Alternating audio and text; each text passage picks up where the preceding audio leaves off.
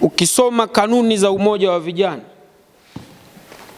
hizi hapa, jukumu namba 1 la umoja wa vijana ni kukilinda na kukitetea Chama cha Mapinduzi kwa nguvu zetu zote.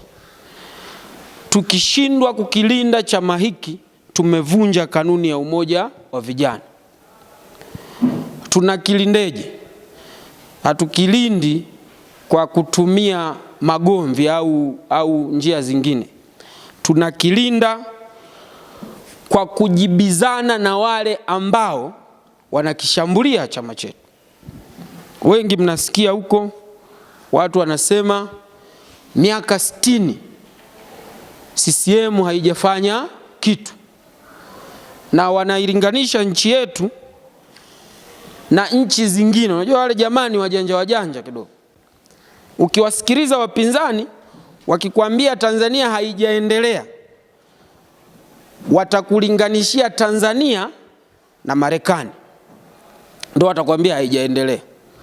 Watakulinganishia Tanzania na Ulaya, ndio watakwambia haijaendelea. Hauji kuwasikia wanailinganisha Tanzania na nchi ambazo zinaendana nazo kwa sifa. Wewe umaisikia mtu anasema sisi hatujaendelea, Zimbabwe wameendelea. Umaisikia hiyo?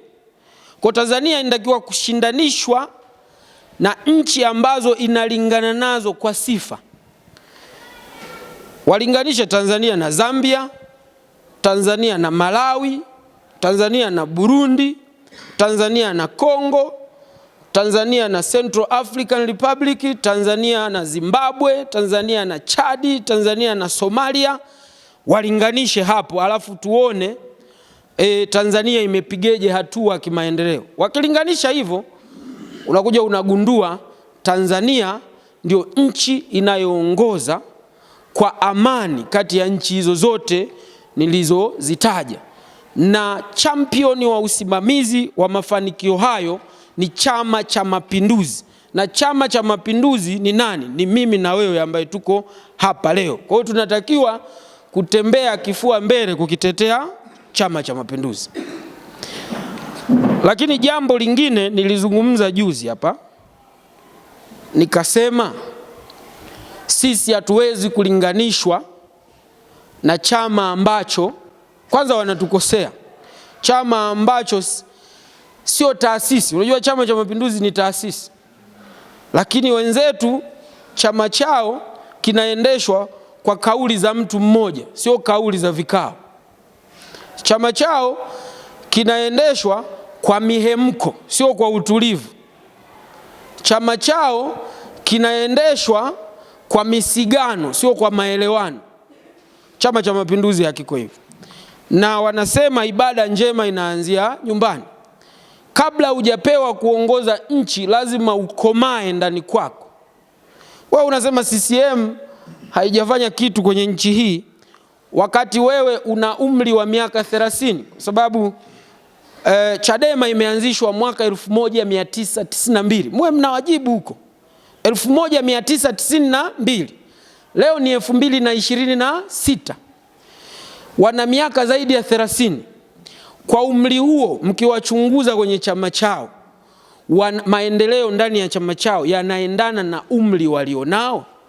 Chama chenye umri wa miaka 30 kinachojinasibu kina wanachama wengi hakiwezi kuendeshwa kwa tone, hakiwezi kuendeshwa kwa harambee ambazo nazo wameanza kupigana sasa. Mara amekula huyu, mara amekula yule. Kwa hiyo sasa ni changamoto. Lakini ni chama ambacho ukitafuta viongozi, ukimtoa pale Heche, ukamtoa Tundu Lissu, ukamtoa Lema, ukamtoa Boni, ukamtoa Sugu, hivi nyie mnawafahamu viongozi wengine ukishawatoa hao? Hamna. Sasa vijana tuna wajibu wa kujibu haya mambo. Tuna wajibu wa kujisomea, kufanya utafiti, kuwajibu. Chama cha Mapinduzi kitaendelea kuwa chama imara, chama chenye nguvu, na chama ambacho bado sisi tunaamini kinatakiwa kuongoza taifa letu. Kwa hiyo hilo nataka niwaambie vijana mjue.